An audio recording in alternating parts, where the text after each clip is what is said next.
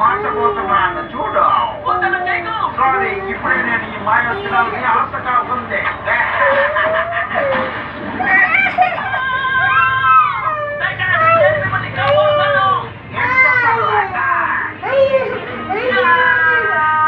Hi friends, ఈ ఆట మీకు గుర్తుందా? నాకైతే చిన్నప్పుడు మేము బాగా ఆడేవారమండి. ఇదిగోండి చింతపిక్కలు ఈ విధంగా నేను చేసుకున్నాను. నాకు చాలా ఇష్టమైన ఆట అండి ఇది. మీలో ఎంతమందికి ఈ ఆట ఇష్టమో, చిన్నప్పటి నుంచి ఎలాగో ఆడారో నాకు కామెంట్, లైక్, షేర్, సబ్స్క్రైబ్ చేసుకోండి. Thank you very much.